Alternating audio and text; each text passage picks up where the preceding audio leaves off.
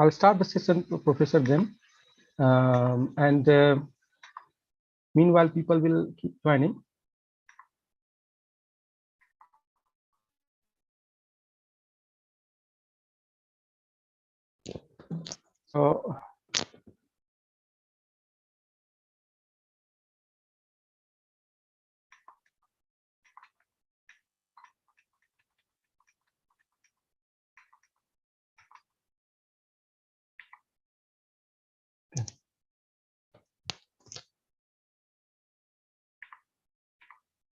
So, namaste, and good morning, good afternoon, and good evening.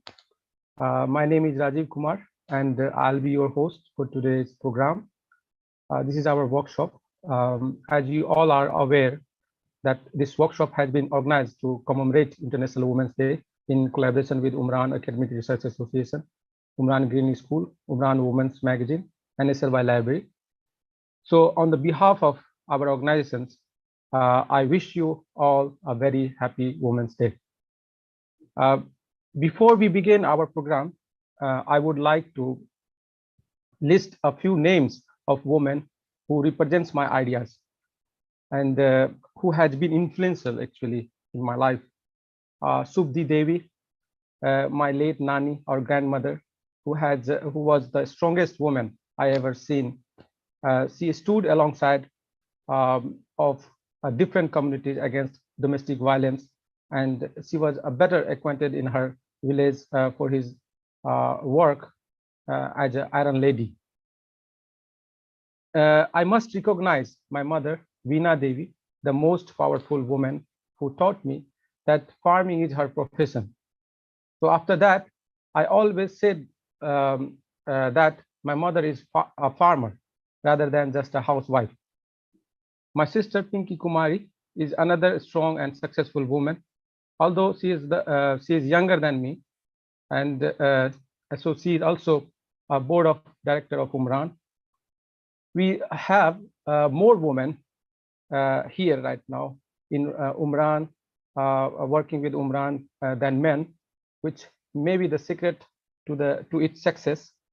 I would like to mention a few names: Hussain Sara, Hiral Kablani, Aisha Ojdamer, Salima Khan, Aliza Khan, Mahima Tripathi, Chishti Panna, Fatma, Anjali Jain, Ayatullah, Ruqya, Jaina Fatma, Mantasha Israel, Medha Monga, Kea Kavlani, Divya Suryavanshi, Parul Yasmin, Inakshi Swasti, Sadat Kiba Rahman, Insa Qayyum, Aisha, and many more. We have also more women advisors in Umran: Professor Mosmiji Banerjee, Professor Heba Rao, Professor Miriam Cook. I do believe that the women's empowerment may be successful if more women are from various communities are represented, and Umran is working on that. Women's empowerment, on the other hand, can be more effective if legislation and social and political action or activities are put in place. For example, women's reservation in politics in India has resulted in a significant shift in society at both at the urban and rural levels. Thousands of women came out from their houses, kitchens, to participate and demonstrate their ability to carry out social and political responsibilities. Therefore, the Women's Right Bill in Indian politics and the women as a decision-making body should be taken in consideration.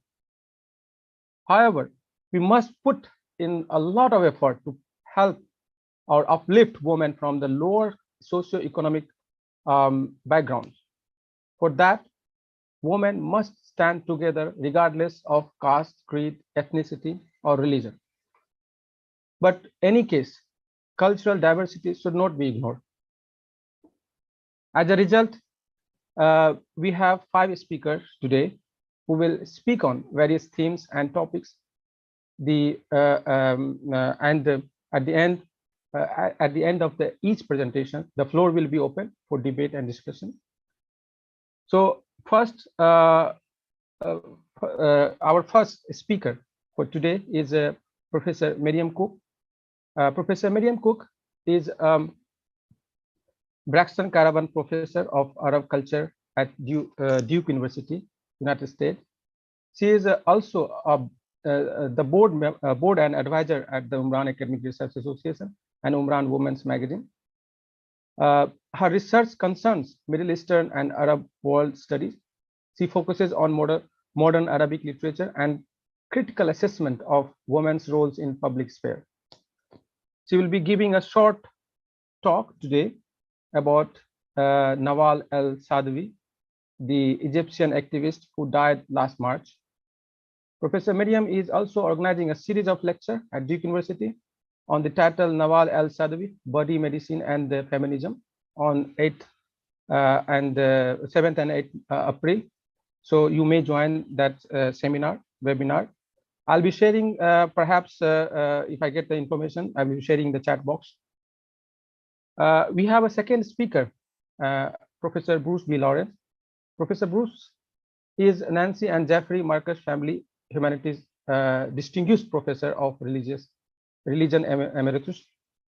His research domains include the comparative study of religious movement, institutional Islam, especially in Asia, Indo-Persian Sufism, the religious mask of violence, contemporary Islam as Abrahamic faith, and religious ideology.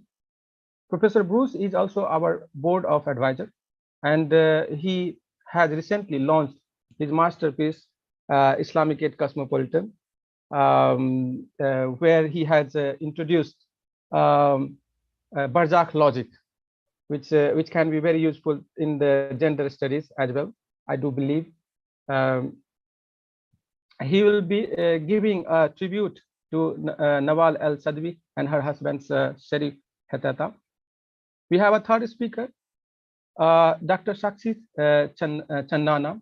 She is assistant professor at University of Petroleum and Energy Studies in India. She'll be speaking about the solidarity and resistance, how women's poetry connects the world. We have fourth speaker, Pooja Premraj. She's doing PhD at Jawaharlal Nehru University, India, and she'll be speaking about a play written and directed by woman theater activist Matsyagandhi, a Fisherwoman. We have a fifth speaker, Dr. Amina Hussain. She's assistant professor at Khwaja Moinuddin Chishti Language University, India. And she has recently published her book, The Dynamic of Gender, New Approaches in Feminism. So she's going to talk about that.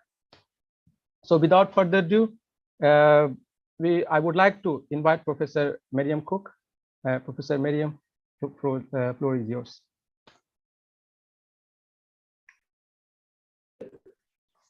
Can you hear me? Very good. Okay. So first of all, thank you so much for inviting me and Bruce on this really important day. And it coincides with the publishing of the memorial that I organized last March. It was a week after Nawal al-Saadawi died. And so I want to show you, and so it's in the Journal of Middle East Women's Studies that I do hope some of you will be interested in connecting to it. I think as students, it's quite cheap. I think it's about $15 a year. And so the memorial that I organized for last March is now published in what is called Third Space, the Journal of Middle East Women's Studies. And I want just to read to you the people who spoke and the subjects that they spoke about. So it was, so I spoke, and then Leila Ahmed, and some of you may know of Leila Ahmed's work, an Egyptian scholar of women's movements in the Arab world. And she wrote brief reflections in a moment of loss, very beautiful, brief mentioning. And then Zimu New, from Egypt to China, and Zimu New wrote her short piece, Remembering Nawal Saadawi. And I think it's important to think about the huge international impact that Nawal Saadawi has had. So she died at age 89. She started to write when she was a teenager. Her works have been published in many, many different languages, translated into many languages. And Zimu New wrote her PhD dissertation on her. Then Evelyn Alqad from Lebanon, a wonderful writer and scholar of Arab feminism and a much needed voice of resistance. Malga Badran, with whom I co-edited a collection of Arab feminist writings back in 1990. The second edition came out in 2004. And then Robin Morgan, I'm sure a name that many of you will have heard, Sisterhood is Global, a wonderful tribute from her. And a number of others, but I want to just highlight the fact that we have a number of men who wrote. And so Walter Mignolo, he wrote What I Will Never Forget. He knew Nawal when she was with us at Duke. And Robert Young, important scholar of coloniality and post-colonial humanities. And of course, Bruce Lawrence, my husband, my partner. And I highlight that because I think it is so important to learn from Nawal Saadawi's message. And that is that we have to connect. We have to connect discriminations. We refer to that now as intersectionality. We can't have a one path. We have to bring in together the various discriminations that women suffer from and the ways in which they respond to these injustices. But for her also, it was absolutely crucial that men be involved.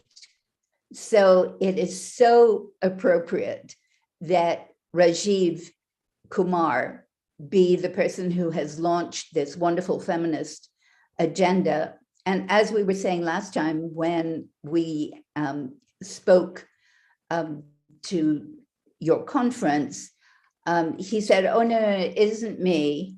It was my grandfather. So then I picked up on that and I thought, well, that's really interesting. It's your grandfather. And then he goes, no, it was my grandmother, which was perfect because it was this triangle that he's now filled out with all the important, powerful women in his life. So Nawal's message was one of connecting. You must connect economic injustice to political injustice, to war, to all forms of social injustice and violence. Of course, violence against women, but also violence against men. So I think we have to be very aware of the fact that when Nawal Saadawi, in the establishment in 1982 of the Arab Women's Solidarity Association, her insistence always was a women's movement, a feminist movement cannot succeed without men. It cannot succeed if it stays with a single agenda. And what she did that has inspired so many other Arab feminist organizations is to think in network terms, that where there is a need, so for example, now in Ukraine, where there is a need, there should be an association of groups concerned by this particular agenda, and they should come together for it. It doesn't mean that they share everything. We don't have the same agendas here in America. Huge problems, of course, when white feminists, as Zakaria writes, no, we can't say that our issues are universal. All of our issues are both local and then on occasion global. So whenever there is a need, this is what an organization like yours can do so well. If there is a problem in Patna and it is something that you feel a white American feminist can help with, you need to be able to draw on me and on Bruce, a white American feminist also.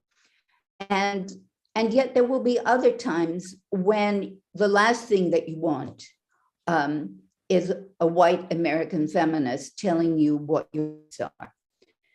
So this is what I learned from Nawal. And just briefly to tell you why I became so close to her was that in 1992, she was in Cairo, as always, and she found herself on a death list.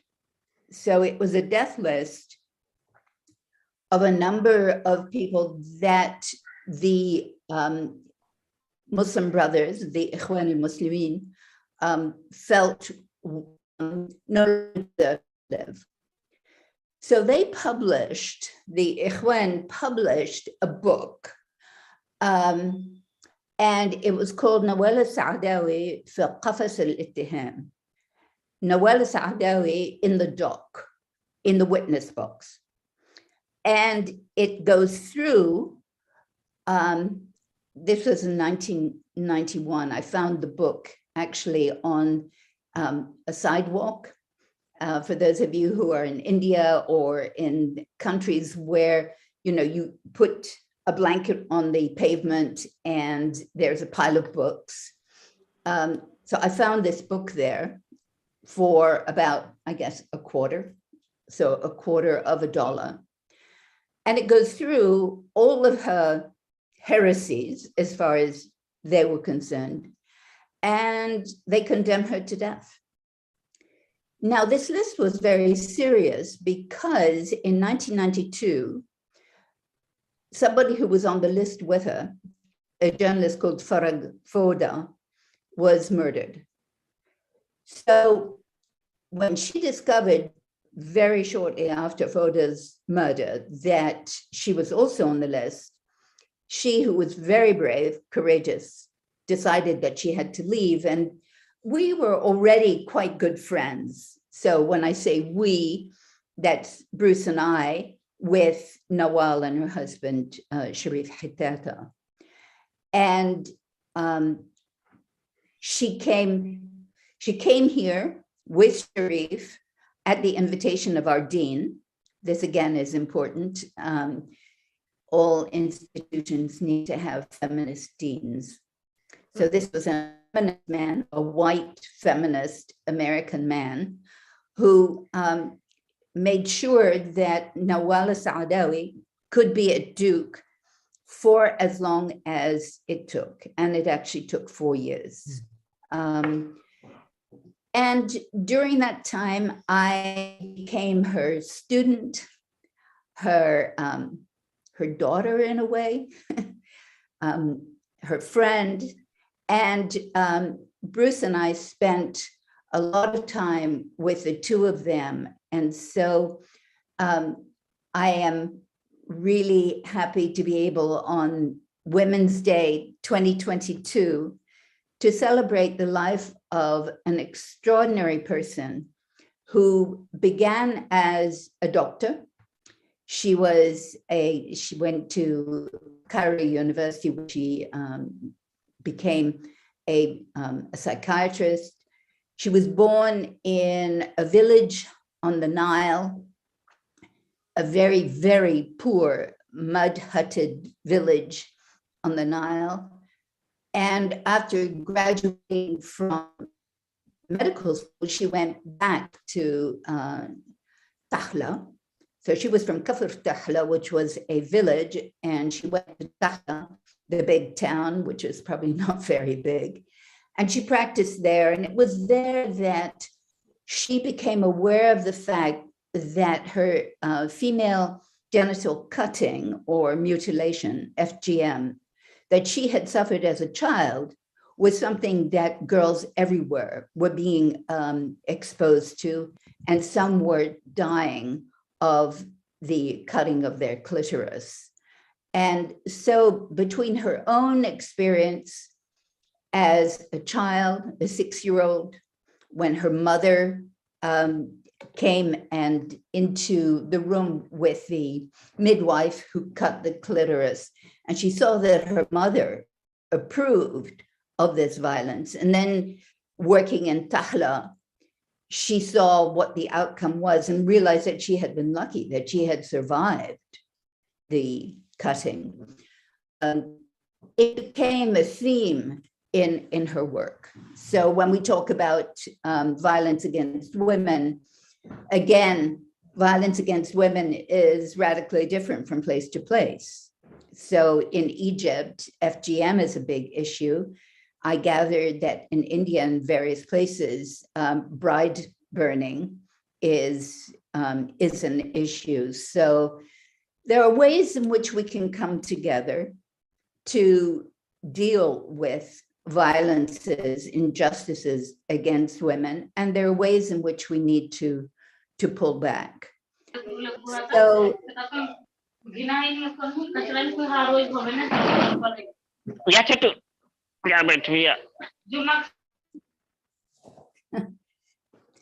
okay, so just in closing, I wanted to read to you the very end of my piece in the Journal of Middle East Women's Studies.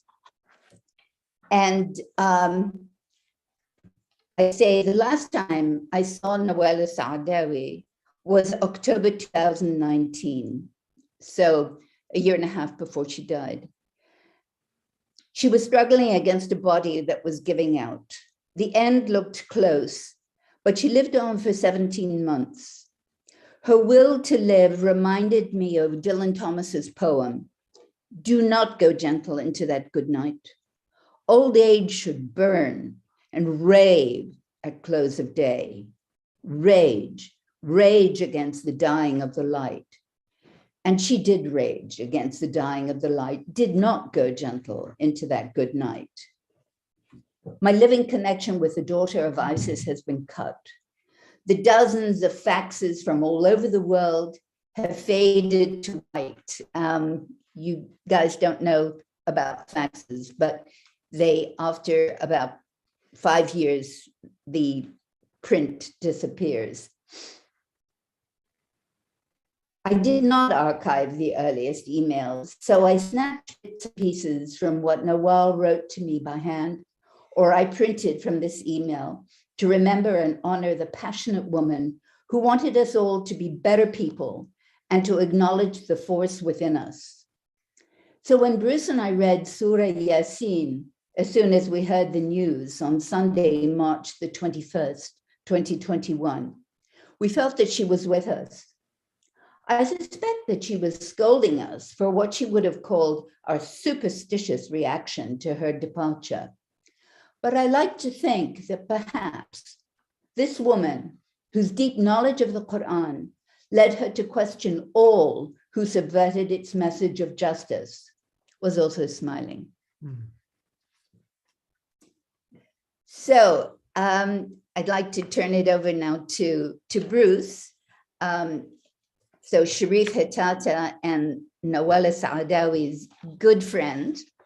The four of us would go to films on a regular basis and then discuss and disagree and agree, and sometimes go back to the same movie because we liked it so much.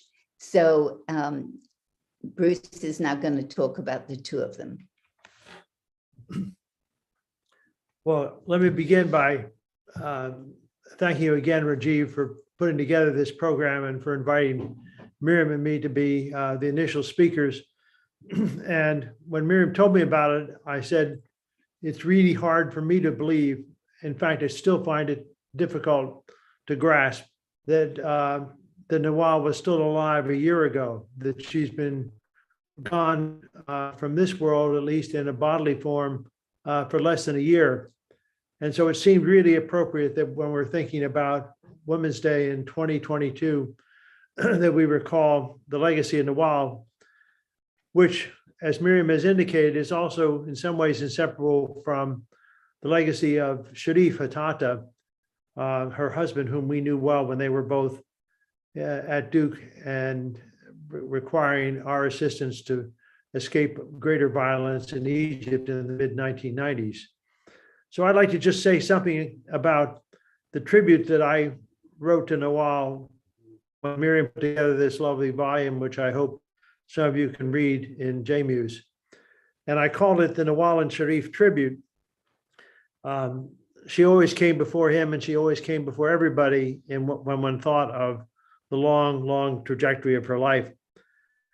And I always used to say that if one word could etch and evoke her, it would be smile. And I did smile with capital S-M-I-L-E. It was all caps. She never ceased to find joy, even amid pain, injustice, alienation. But for her, the worst of all suffering was indifference to the suffering of others. Mm. So she was a great crusader, but one of the things that she could not tolerate was indifference to the suffering of others. And so I see her life as redefining compassion as the benchmark of humanity. And she projected that value through writing, speaking, protesting, but also teaching and mentoring others. I just wanted to say a word about her husband, Sharifa Tata, because he was not only a supporter and defender of hers, he also was with her when both of them were at Duke. And they taught a whole generation of Duke students in a way that Miriam and I still marvel when we think that we had the privilege of having them as friends, even though it was for a terrible reason that they had to flee Egypt for a period of time to have physical and social and emotional safety. But when they taught at Duke between 1993 and 1997, they always emphasized injustice, oppression, and denigration of others. They showed empathy for those on the margins of what was called the world order. And there was a grad student of mine one day who said in a letter that he noted how Sharif and Hetata always conducted a class together, and that they would come in as these very stern, imposing figures. But then when you just got in the class with them and they took center stage, they were, in a sense, really careful listeners. They didn't parade themselves. They listened to others. And the same graduate student once asked them, wasn't it uncomfortable for you just to sit there for days and listen to us and not say nothing? To which Sharif replied, if you've been in prison for 13 years, 3 days of awkwardness is not too long to wait to get a class of students to open up and speak their hearts. So they knew how to teach through silence as well as through words. And what Nawal and Sharif projected together back in those classes was something that graduate student called a warmth, humanity, personal concern, and deep humility that radiated immediately those around them.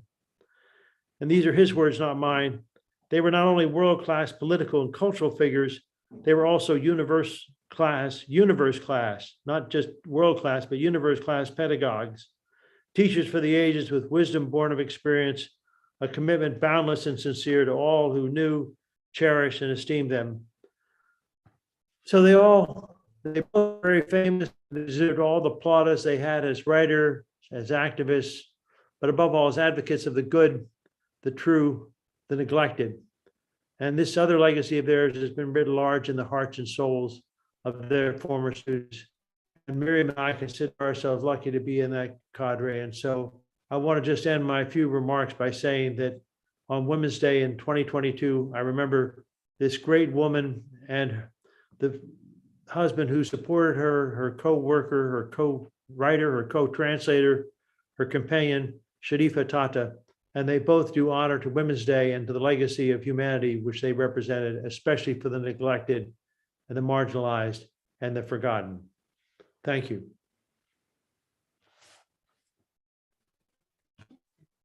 Thank you very much, Professor Miriam and Professor Bruce. I think I will be opening the floor for, and maybe if someone wants to interact, they can ask questions or remarks or want to share something, they can. Yeah, all are welcome.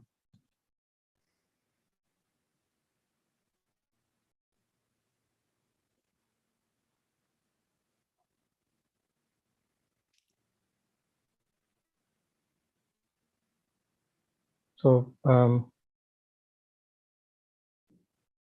anyone? Amina Hussain, Dr. Amina Hussain. Okay, so we can have at the end as well interaction. You can share, because this is the day that we are celebrating or recalling the how the woman has initiated the whole movement about the equality. This movement is not just for the right of women, but also for the right of marginalized section and who had not been heard. So this women movement, as we all know, that it has a lot of things to do with, and very, for me, like I later on I realized that what is the women movement is. Feminism is all about. I never knew about this feminism. Now I know, because I have also suffered. I have been also, and then I have seen, and then with the time and place, I learned so many things with about the women movement and being a feminist, or being a having the notion idea of feminism. So this is the feminism is also the voice which has been suppressed. The sorrow, the pain that is for a long time been suppressed, that needs to come out now, that needs to be expressed, which is being so this is a very crucial thing, that it's come up with the it is not coming softly, but sometimes it comes very strongly, very violently, and it comes from out of it, like because of the long suppression, long struggle. So this is sometimes we are today celebrating the Women's Day and the movement that Nawal has taken, and talking about the woman empowerment and the social equality and political equality. But we also should know that the intensity of this day. We should realize this intensity and the value of the day.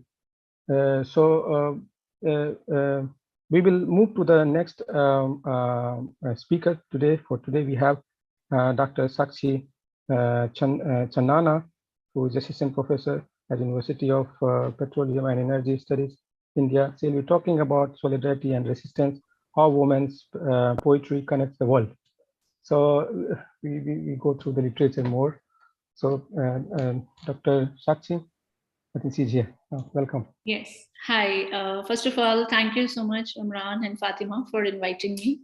I am super thrilled to be here, especially so because it's Women's Day today.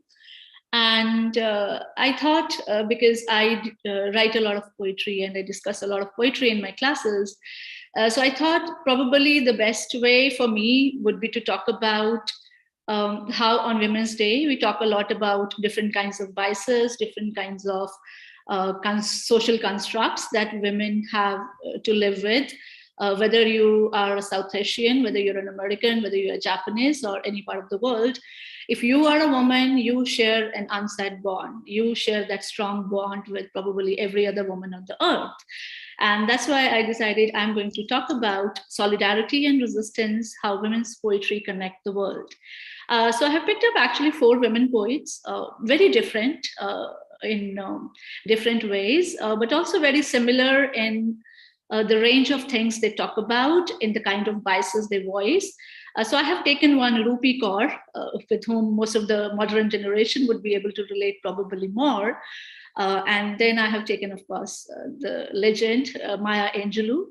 No women's poetry is ever complete without talking about Maya Angelou. Then I have looked at Kamala Das, and last but not the least, she's not really a poet in a traditional sense of the word, but because spoken word poetry is so much on rise, there's this Hindi poet called Nayab Midha. And she has one of her best works that I really like is titled in Hindi, Tum Khoobsurat Ho, which translates to you are beautiful. So I will come to that in a bit. But I would really like to start with the idea of solidarity and resistance. And to do that, like today in my campus, we had this Burst the Bias campaign on International Women's Day. In which all the students wrote one bias about women that we generally see every day probably, and we are aware of it, but possibly we do not do anything about it. So we engaged in a lot of discussion around that, and that also made me wonder, what does it really mean to be a woman, and how gendered ideas create and destroy womanhood. Am I a woman because somebody tells me, oh, if you dress this way, you're a woman. If you do not speak loud, you're a woman. If you keep your ideas to yourself, you're a woman. Or if you engage with people in a certain way, you're a woman. Or if you bear a child, you're a woman. If you're married, you're a woman. So this got me into a lot of thinking around, all the biases, all the social ideas around how a woman is supposed to be, what she should, talk about, how she should live her life, all the social constructs and norms around it. So anyway, coming back to the 4 poets that I want to be the focus area. So I have kind of identified 3 or 4 common themes that we see in the poetry of all these wonderful women we talk about. So first is, of course, when I say there is solidarity and resistance. So all these women, in one way or the other, talk about coming together to resist patriarchy, coming together to find that age-old chauvinism, that's kind of thrust upon them in one way or other. And then second important thread that I found in their work is that all of them are vulnerable in their writings, and they're not afraid to show that vulnerability. So in a way, they show that how strength is vulnerable, how vulnerability can be a great strength. And then they talk a lot about identifying and knowing who you really are as a woman. So should I define myself by the milestones set by others? Should I define myself, just as a daughter or as a friend or as a sister or as a wife? Who am I really beyond all the labels? So labels is something that all these poets also look at. And then, of course, vocalizing these biases, probably not in the sociological sense of the term like bias, but very, very subtly in their poems, we will see that. And one very significant thread, and that I absolutely love and adore, because being a woman poet myself, I can identify a lot with that, which is that of self-love and care. So I would just like to actually read a couple of lines from these poets to kind of try and share how they connect all these themes. So I'm just going to read 4 lines from Rupee Gould's poems. So it goes like this. How is it so easy for you to be kind to people? How is it so easy for you to be kind to people? He asked. Milk and honey dripped from my lips. Milk and honey dripped from my lips as I answered, because people have not been kind to me. So very, very, very obvious, very, very simple statement, like talking about the world being unkind to her in so many ways. And it probably doesn't even follow the traditional rhyme or meter that you would associate with poetry, but it does convey that sense of suffering, that sense of anguish, that even a mundane and everyday activity and everyday comment, can have upon you. Another thing that another line that I would like to quote from Rupee Kaur again is, and this is where, I think like she gives me, she reminds me a little bit of Maya Angelou when she says, you tell me to quiet down my voice. You tell me to quiet down because my opinion makes me less beautiful.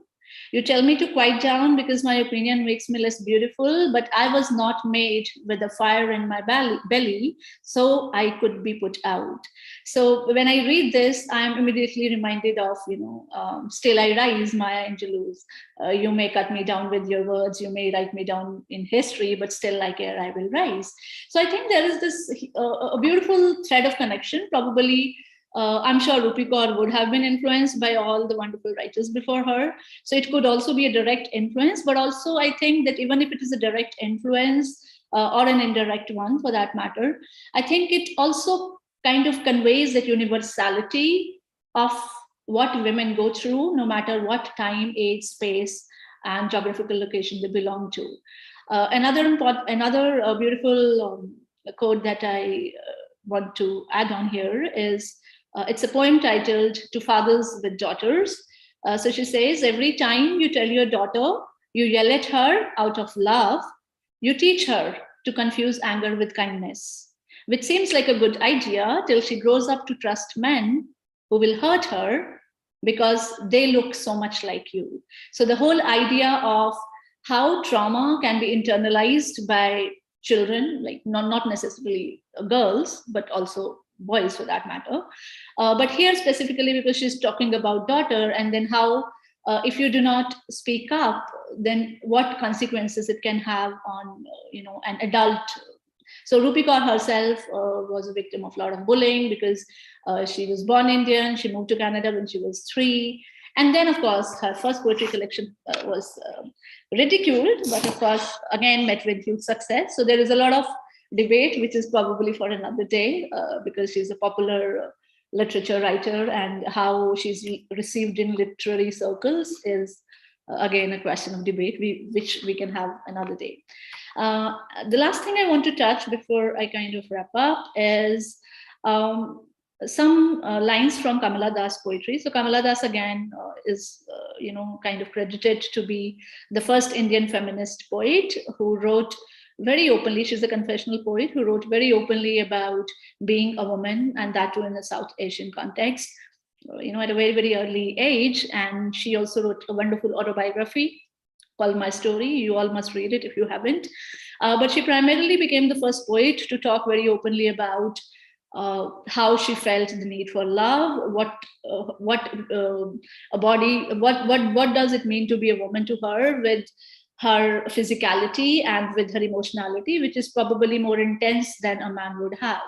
So when Kamala Das talks about love became a swivel door, when one went out, another came, and then I lost count, for always in my arms was a substitute for a substitute. So at that point, when Kamala Das said such thing, it was probably more of a cultural shock for many Indians, because no woman would, dare say such things and to be very, very vocal about it. But if you also read Rupee Kaur's recent collection, I think she published it in 2021, Homebody. So in that also, she talks a lot about being at home with her own body, and knowing that all women should know one thing, which is perfection and imperfection, the whole Japanese idea of wabi-sabi, that women do not have to stick to the stereotypical ideas of, or fair is beautiful, or you have to look certain way, you have to have a certain hair color, you have to sit in a certain way, you have to eat certain foods, and I can go on and on with the list, but I'm sure we all know, we all have been there at some point or the other.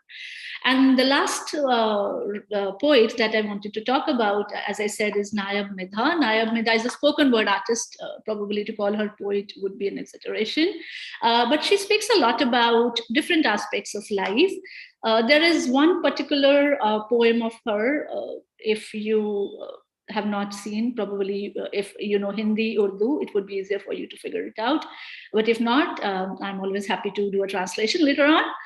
So it's called Tum Khoobsurat Ho, which actually translates as you are beautiful.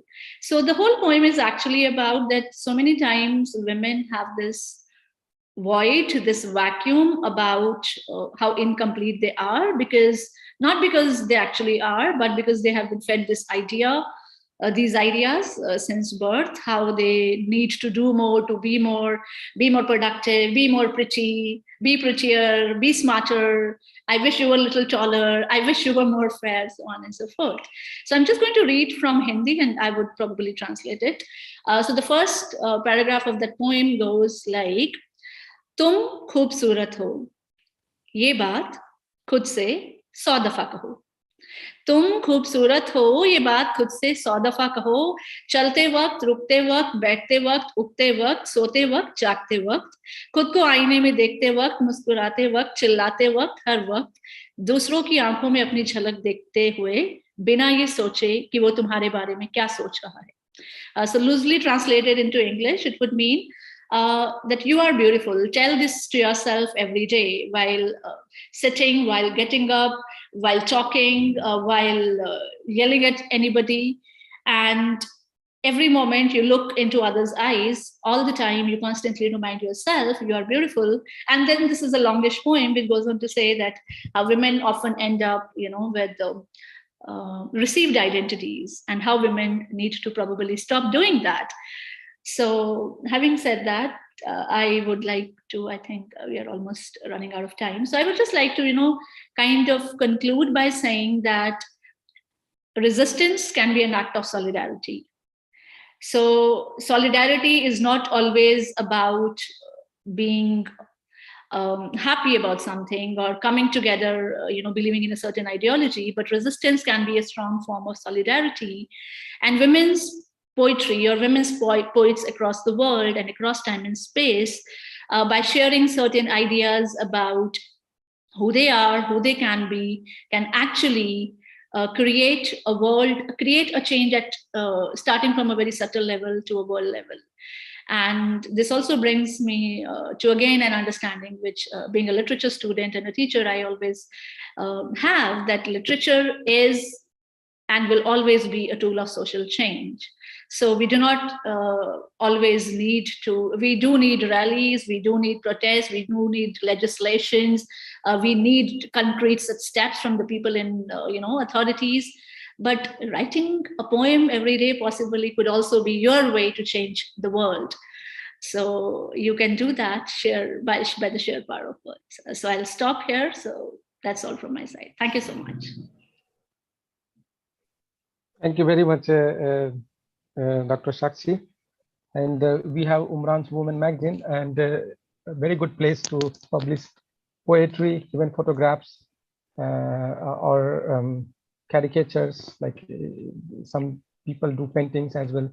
We are going to have that, and already I'll be sharing the link in the group. So we are moving to the next speaker, Pooja Premraj. She's doing PhD from Jawaharlal University. She will be talking about a play written and directed by woman theatres activist Matsyagandhi. So, yes. Yeah, thank you, Umran, for inviting me for this talk, and my dear friend Fatima for inviting me for this talk. Thank you so much. So I will not take much time, but I have made a small PPT so that you will get an idea of what is happening in the south of India, that is Kerala. Okay, so shall I stop the video and start sharing, or I just you can share directly, no problem, as you feel comfortable. So yeah. So it's clear, right? Yeah. Yeah, fine. Okay, so thanks again for everyone for being here. So I'm going to introduce one act play written by well-known theatre personality from Kerala. So Kerala is in the southern part of India.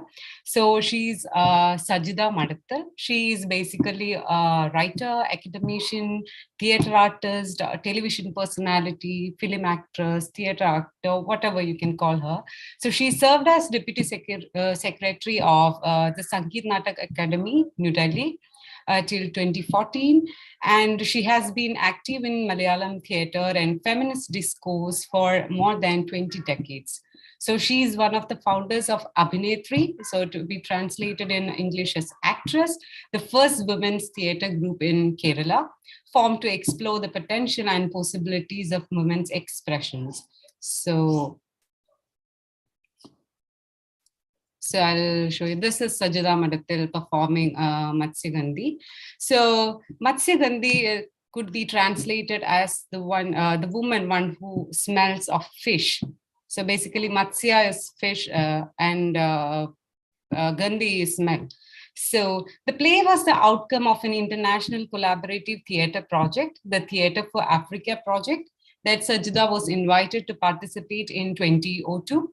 So this was a part of the Earth Summit 2002 held in South Africa and focused on sustainable development in fishing community. So as you all know, or you might be knowing that Kerala is a coastal region. So I'll move on to the play text.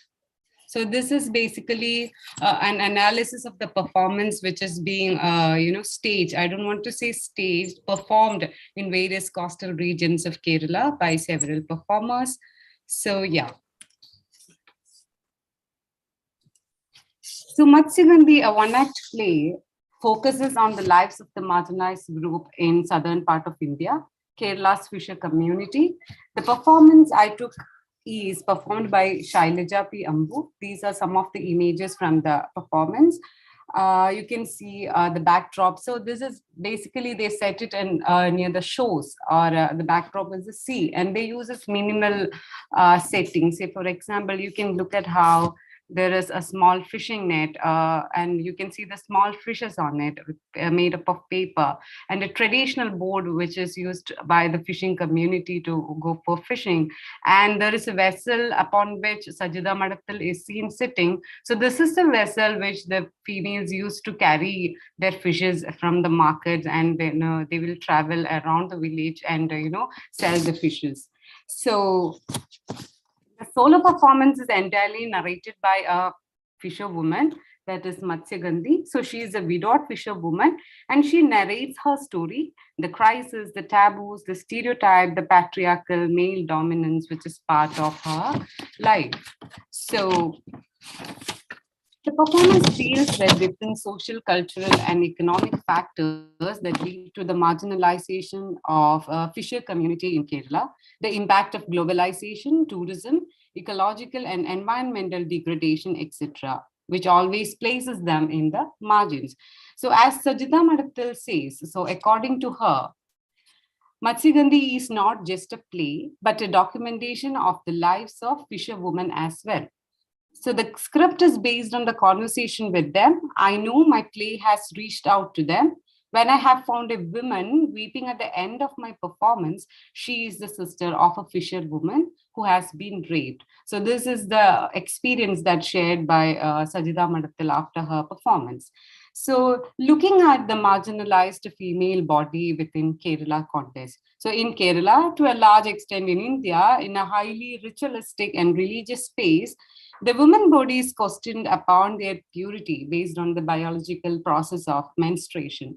So women in Kerala are excluded from, entering the temple and cannot appear in public space during this period. So this has been a very traditional practice which people claims to have existed before, but I must say this is still happening within several communities in Kerala. For example, it is only 2 years back in 2018, around September 28, in Kerala, women worshippers of reproductive age were allowed to enter the Shabarimala temple. So there is a Shabarimala temple where women was not supposed to enter because due to the menstrual cycle that they are going through, they'll become impure, and they were not allowed to enter the temple.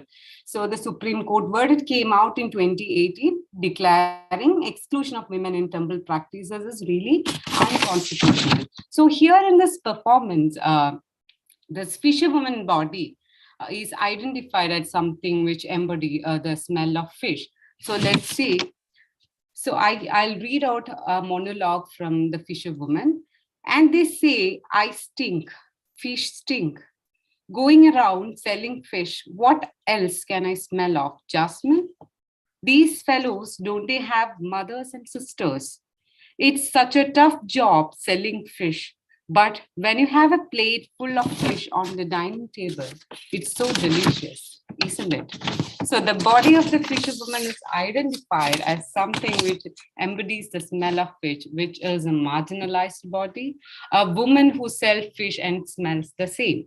So thus, this body is not something which falls under the criteria of a beautiful woman. Or rather, this body is always unpleasant when it appears in public spaces or the mainstream domain in Kerala public sphere. Thus, the fisherwoman criticizes the hypocrisy of the society in marginalizing her based on the smell of the body which she possesses due to the work she does. So secondly, the point is the chastity. So I'll give an idea of what she says. So there is a monologue where there's a fisherwoman says, haven't you heard this song from the Malayalam movie Chemin? So Chemin is could be translated as prawns. So there is a national award-winning movie Chemin. So she says, haven't you heard the song from the Malayalam movie Chemin? Ask the audience. If the Areti fisherwoman loses her chase, the mother sea will take him back from the land. So the dominant male or patriarchal notion of chastity associated with fisherwomen is a much popularized and recurring image in early Malayalam cinemas and literatures. So which talks about the fisherman who sails to the sea will only be protected by mother sea if the wives remain chaste back in their heart. So one could see the fisherwoman voicing against the stereotype and taboos of society by singing this song from the popular award-winning movie, which came out in 1965. So it's also an adaptation of a celebrated novel by Malayalam veteran writer Thagadi Shivashankara Pilla. So this happens in the end of the movie. The woman who fall in love with the person commits suicide because she could never remain chaste. So this has been highly celebrated movie in Kerala and across, but this is also raises the question of, this traditional and stereotypical concept that is associated with women's chastity. So after this, one could see this, okay, yeah. So this is the image where Shailaja Ambu performs. So here is what the first image shows. She is sitting very idly and, very in a traditional way. And the second image is the image 2, where you can see Shailaja's hair is being loosened and the revolt in her face. Even she removes the towel on her chest and sits. So I read the fisherwoman body by bringing about the question of intersectionality to the performance, by very notion of chastity associated with the fisherwoman as the reason for her husband's death, tries to wield the authoritarian policies which marginalize the fishing community. And she says it is because of the introduction of mechanized trawler boats which use capital intensive technologies, destroy the resources of the sea. And when sea gets transferred to the hands of capitalist and corporate giants, so what will happen? So she's telling that, or she questions the audience that what happens? Is it because of my chastity that the fisherman who goes to the sea is being dead, or is it because of the big ships and huge vessels that is there in the sea is responsible for the death of the fisherman? And towards the end, there is like, here is the question of power or authority. So here the fisherwoman sees urges for the basic need, the safety of fisherwomen who lives in the shores, when the government tries to promote tourism by spreading the myth of Kerala being the gospel country. So here is an image. I don't know whether it is clear. So there is an image of a lady, that is the fisherwoman, carrying an umbrella on which it is written "Goats on country." So I'm not sure whether the image is clear or not. So it is like the image of the umbrella on which goats and country is written, showing the world under a single umbrella and tourism as the greatest aim of bringing the world together. So the fisherwoman claims that the then prevalent authorities as the reason for the death of fishermen and how they lost their livelihoods rather than putting blame on women's body. So she says, you have swimming pools in water parks and rain dance and whatnot all over the place. But look at this tap at the fish market, not a drop of water. Let our heads and hands and breast smells of fish. Not clean enough, huh? Under the tap, the women tear at each other's hair for a drop of drinking water, and our men break our heads saying there is no water to drink. Do you think clean drinking water cannot go down our throats? Do you think we cannot take a bath in clean water? Fish sting you?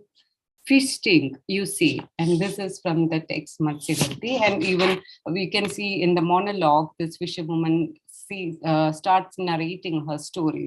So here is that she is questioning the authority which brings up without providing the basic facilities to the fisherwomen or the fishing community, where there is no proper toilets or where there is no safety for their lives. You are promoting tourism, and in the name of that, everything is being, lost from their lives.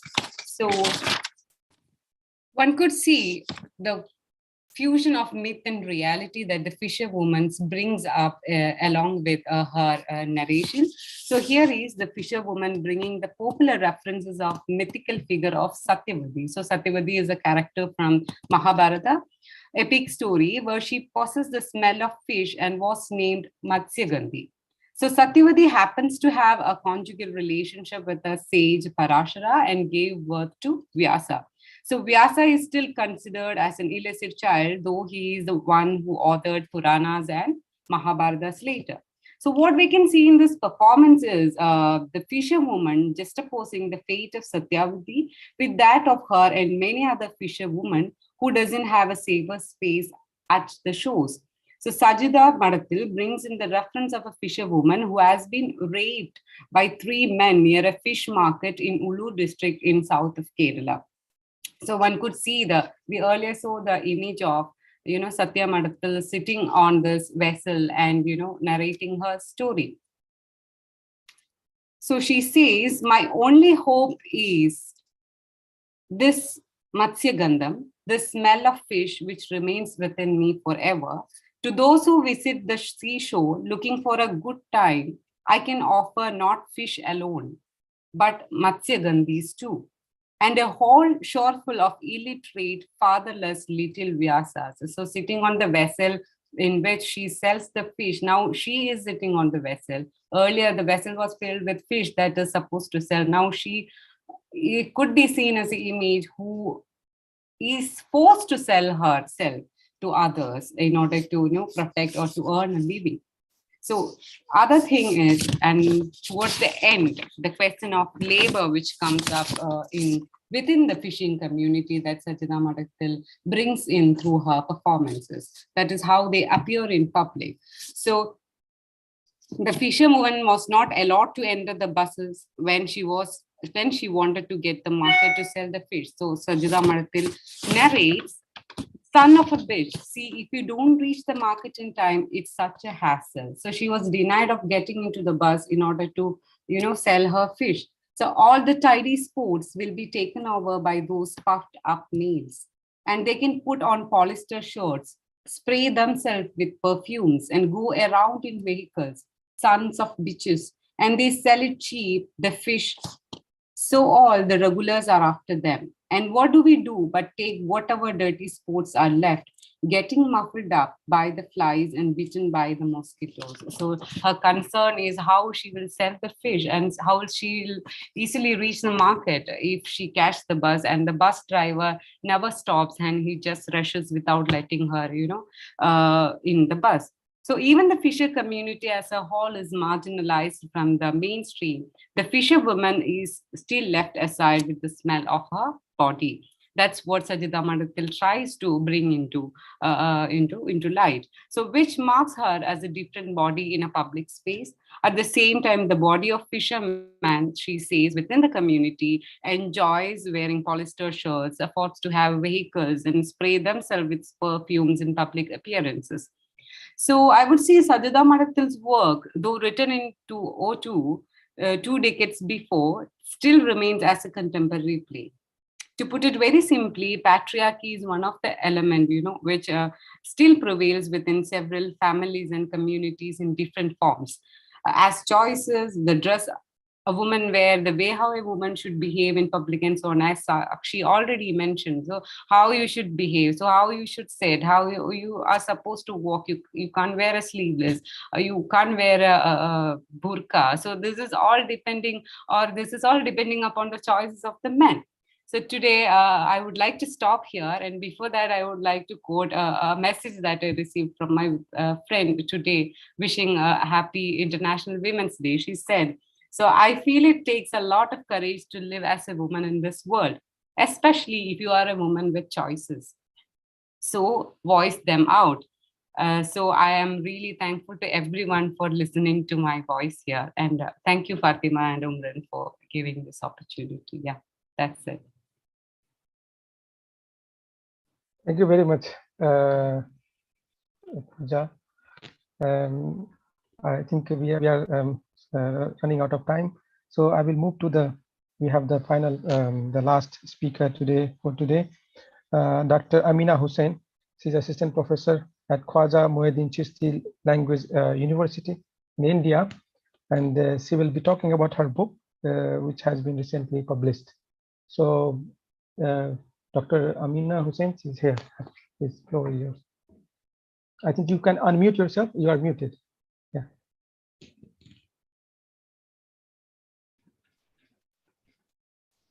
All right. Yes, I'm here, very much here. And I would like to, first of all, a very good evening. I know that we are all separated temporally and spatially in different time zones. It is good evening here in India.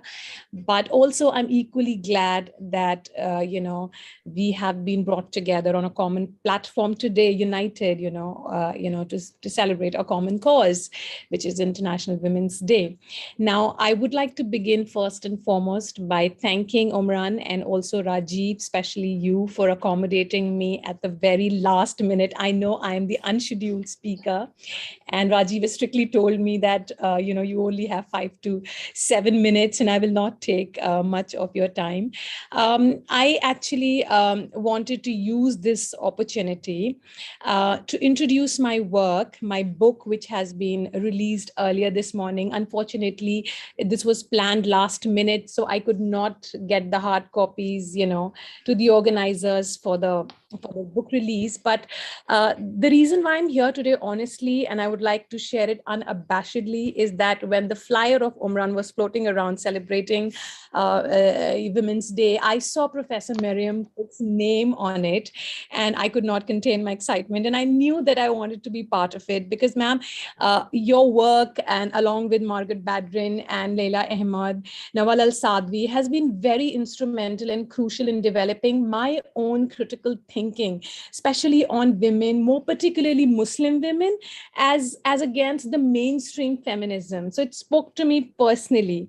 And I must say that this work today, my book, which has been released earlier today in the morning from my own university, has been also product of such critical thinking, ma'am. So thank you so much. And I will not take much of your time, so I will straight away jump to what is it that the dynamics of gender, new approaches in feminism, because this, the International Women's Day for 2022 also happens to be, the theme happens to be breaking biases. And we know that breaking biases is easier said than done. Earlier, we heard some poetry, how biases were expressed in a poetic, manner, expressing the anguish and anxiety. Now, what I would like to say is that we have done the similar things in a more, rigorous academic routine.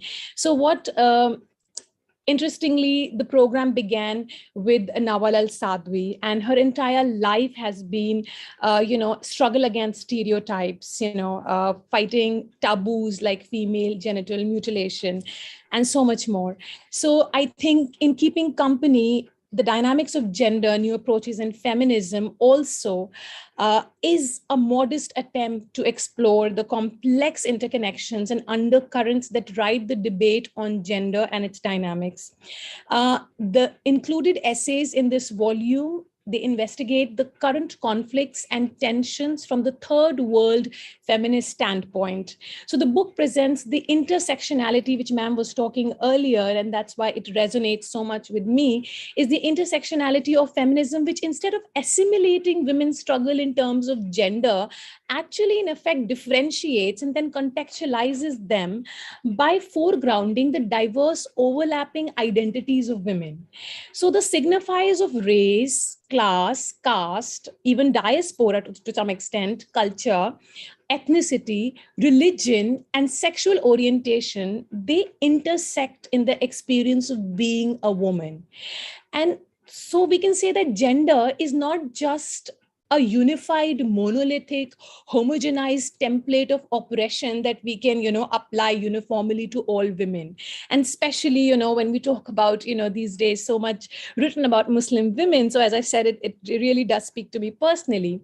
So the book, I believe, is crucial in attending the differences and diversity of evolving feminist approaches. For the purpose of clarity, the book is subsumed under three broad categories, namely the literal representation, the cultural paradigms, and historical perspective. It's an edited volume. And I'm also would like to inform you that many of the contributors, research scholars, all across the country have also joined this program to listen to and see, their work being talked about in this book. So thank you once again for this. We can say that I just want to quickly talk about some of the contents of the book. So in the cultural, the literal representations basically examines the representation of women and gender relationships, in largely Indian feminist text. This section deconstructs the meaning of gender in its contrapuntal reading by locating women as material and cultural subjects of their specific histories. In cultural paradigm, which is another section, the valorized and the vilified concept of motherhood, body, desire, performances, veiling, which is so controversial, diaspora, and social media are also developed and discussed. Because of the paucity of time, I cannot discuss each and every contributor and their work. But nonetheless, the section, this particular section, on one hand, unequivocally celebrates the body in performance. And on the other hand, it also salvages, the veil by carefully demolishing the reductive stereotypes surrounding the women. Then we have the historical perspective, which looks at the canon of the women writers and develops the contours of the coming of the new ones. So the canonized texts have been deconstructed, old myths have been shattered.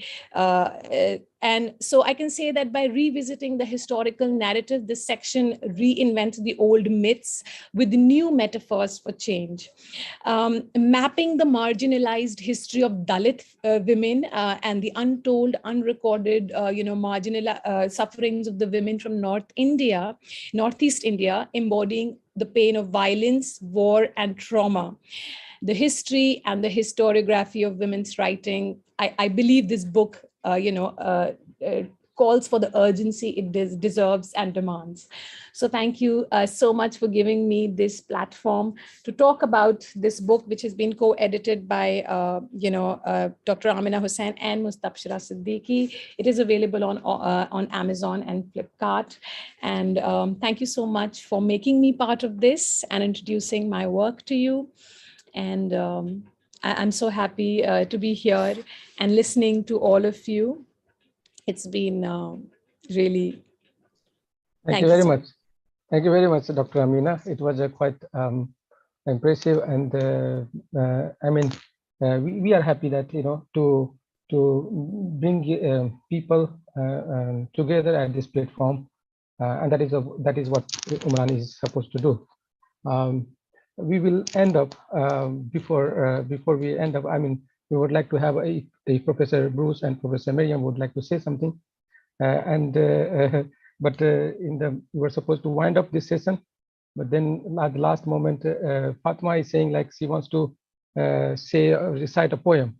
So I felt I said to myself inside that even I have my last breath. I will increase my last breath to listen someone. So So I would like to listen, Fatma, but before Professor Miriam and Professor Bruce want to say something. You are muted.